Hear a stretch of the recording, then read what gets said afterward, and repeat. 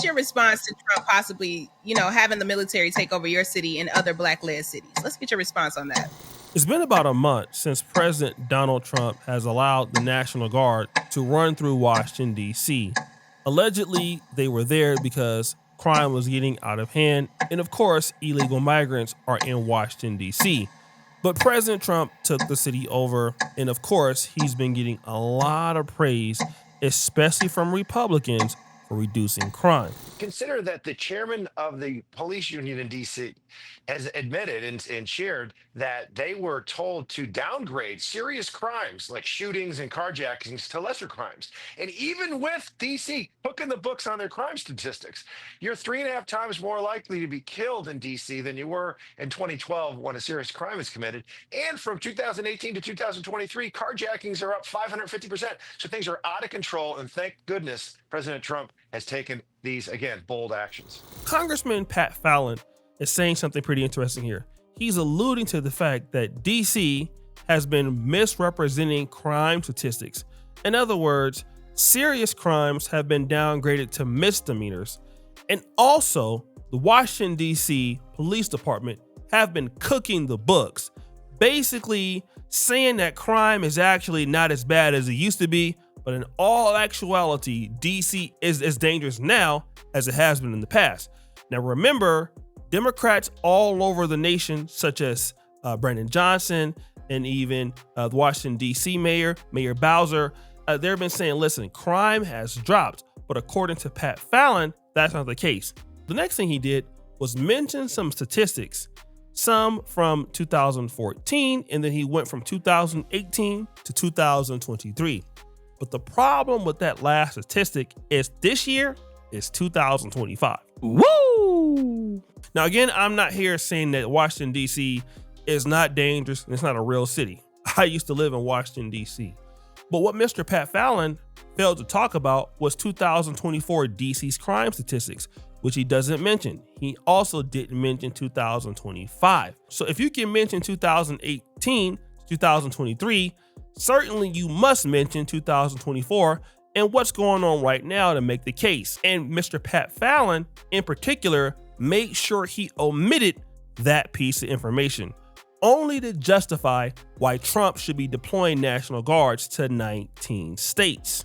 Fast forward! Let's get on to the city of Chicago. Now, again, this is a stronghold for President Donald Trump. And the reason is, number one, Chicago is one of the biggest cities that has the migrant crisis besides New York City and Los Angeles. It is a sanctuary city. And not only that, Chicago is known for being a very violent city. And the people in Chicago, Mr. Vice President, are screaming for us to come. They're wearing red hats, just like this one, but they're wearing red hats. African-American ladies, beautiful ladies, are saying, please, President Trump, come to Chicago. Please. I did great with the black vote, as you know, and they want something to happen. So I think Chicago will be our next, and then we'll help with New York. Trump said he got a lot of black voters this time around, and he did. I mean, he still lost Cook County, but he almost doubled his vote in comparisons to last year. And if it was to go this way again in 2028, then the whole state of Illinois would most likely flip red. In actuality, he wasn't that far off from winning Illinois in particular. This does show that the state of Illinois is tired or getting tired of Democratic policies. And he did mention African-American ladies that are wearing the red hats. So who was he talking about in particular? Of course, you know who he was referring to. Chicago Flips Red. Leaders of the conservative group Chicago Flips Red say they have 8 core members, but nationwide support.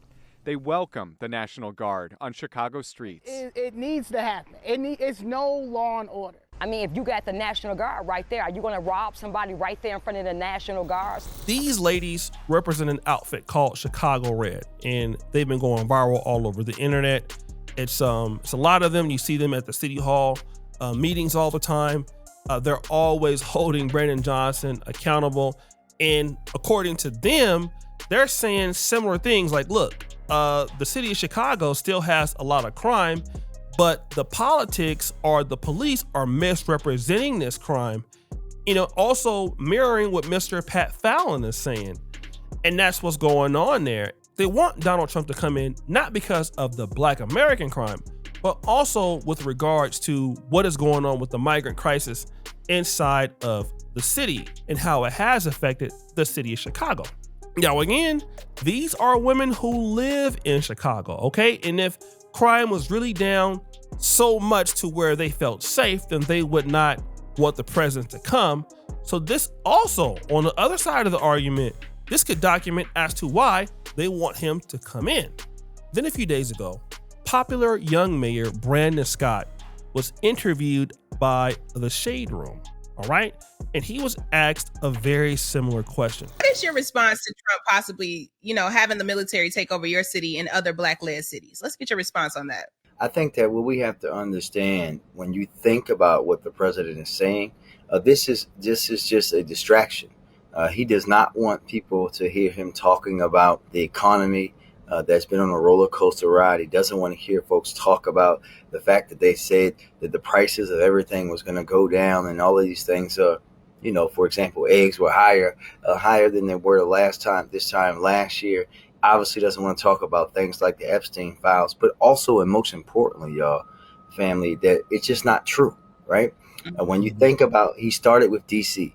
DC has the lowest amount of violent crime that they've had in 30 years, right? That's since I was 11 years old. And for me in Baltimore, we have the fewest amount of homicides through August the 21st of any year on record. So Brandon Scott really addressed this very well, in my honest opinion. He said, listen, the president is focusing on the wrong things. Instead of focusing on the economy or the price of food, he's focusing on, sending the National Guard to these 19 states. But again, this is not where his energy should be focused on. It's a deflection to where his energy should be focused on. And you know what? He does bring up a strong point. Again, I understand that the city of Baltimore, just like Washington, D.C. and St. Louis and other Black Democratic cities, have struggled with crime. This does seem to be a pretty good point, right? Because again, sending the National Guard to these, 19 states, and the National Guard is not really so big. I think he's going to split it up with 100 people, to 19 states. That would be like 2,000 guards. And then what would happen when the National Guard has to leave? It's only a temporary fix, all right? Once the National Guard leaves, then you would probably believe that the criminals would come back out and, start doing it again. So it's only a temporary fix, if you ask me. But then again, he comes back with this. We have set records the last 2 years for the largest percentage reduction drops in homicide and are on pace to beat that record again this year. And that's the real disharming but also disgusting part of it. Because if the president really wanted to help with these issues, he would help these mayors. And let's make no mistake about it. Be reminded, y'all, that every single mayor that he called out was a Black mayor in a city, right? A Black-led cities, but also that whether it's me, whether it's Chicago's mayor, Brandon Johnson, whether it's DC and Muriel Bowser, whether it's Oakland and Beverly, all of these cities are seeing significant reductions and historical ones, right? And I think we have to make sure that folks know that just because someone says something over and over and over again because they have the biggest bully pulpit in the world doesn't mean that it's true. He's saying, listen, crime is going down in these cities. And he said, if the president wanted to help, he would help these mayors. And out of all of the cities that he talked about, most of these cities had Black mayors, okay? And all of the cities mentioned have reported historical drops in crime. Now, this does seem to be the case, all right? Now, we might not like the history of Washington, D.C. under Black leadership or Chicago or St. Louis. These cities are reporting lower criminal outputs. And it's not only just them reporting it as data, it also appears that the FBI accepts this as data. The federal government accepts this.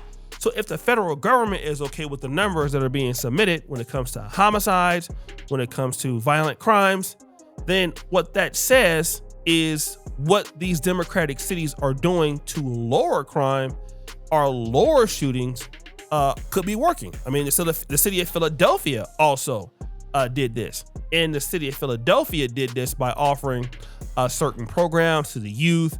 They were spending more money. Like shout out to Urban Nerds, my brother George Macon. You know, people like him were benefiting. Nonprofits were coming into the community. There were a lot of work programs in the city of Philadelphia. So those things did keep the youth busy and gave the youth opportunity to see something different. Now, this is a very good strategy. And even though Democratic cities are typically very poor with doing stuff like this consistently, and I'm a critic of Democratic cities, so if the drop in crime is legit, then I don't understand why the National Guard is going to these places. It does seem the main reason why it's happening is the migrant crisis. You see, Donald Trump is really at war with some of these, as he may term them, disrespectful mayors, all right?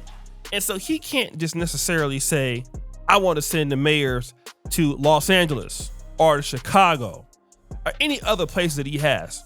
But I guarantee you that that's really what it is. He really wants to get back at Brandon Johnson. And of course, even though all the other problems are happening in America, the main thing that's keeping him is getting rid of these illegals.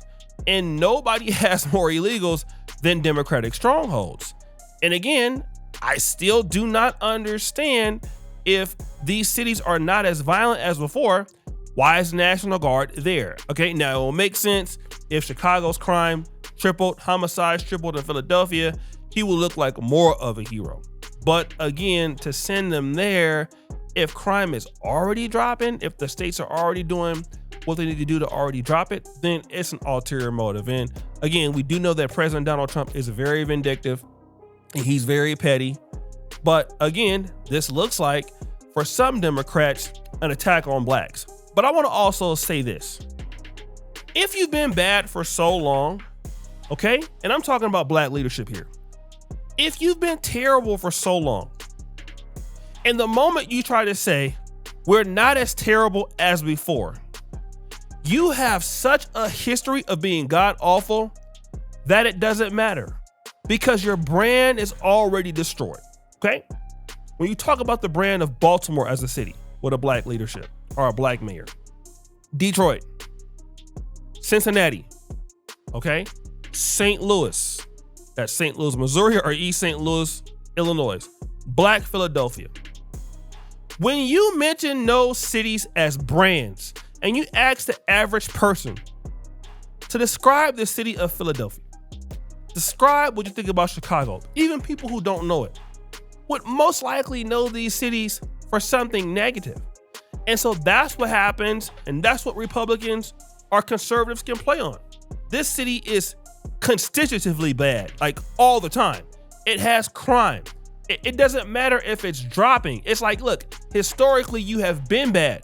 So nobody wants to give you credit for what you've just done in the last 2 years when you've been bad for the last 50 years. And that's what people look at. You've been bad for 50 years. I'll give you an example. Let's look at the African continent, all right? If you can look at a country like where I am in Uganda. Uganda's done a remarkable job in the last 35 years eradicating AIDS and HIV. Is it perfect? No. But it's done a wonderful, significant job in doing that, okay? In comparison to where they were in the last 30 years. Unfortunately, they've gotten hit with that stigma, and that stigma has never left them. So even in 2025, they're fighting the same stigma that they're fighting in 1986. And so whenever you see Uganda having problems with HIV or HIV medications, that stigma from 1986 still follows them. It still follows them to this day. So when you have a bad city or you've operated in any kind of negative press, anything that happens in Washington, D.C. that's bad, it's only adding fuel to the fire. Let me just give you an example. If you have an employee, all right, of a national corporation, great corporation, this employee by some small chance, has had problems in the past, okay? He can say the last 2 years, I've been okay. But then he gets into another scandal. It's not gonna matter that he was okay the last 2 years. They're gonna look at the part that he had a scandal. Same thing for a convict. A convict can be clean for 15 years. He gets into trouble again. What are they gonna do? Look at his past rap sheet to show what? To show behavior patterns, all right? To show the person is like this. And that even if he's been clear for 15 years, he's still a criminal. They're gonna argue that. They're not gonna look at the good stuff that you've been doing, all of that stuff.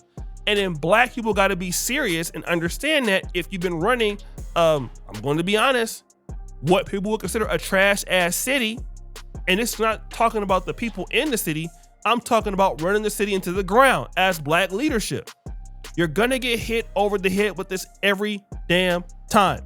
And then you can come back and say it's racism, you can come back and say it is white supremacy, and to an extent it is white supremacy, but then and also it is a failure of black leadership, which is people don't want to talk about that.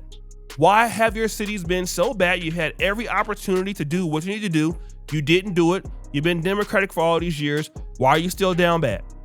You're still down bad. Why?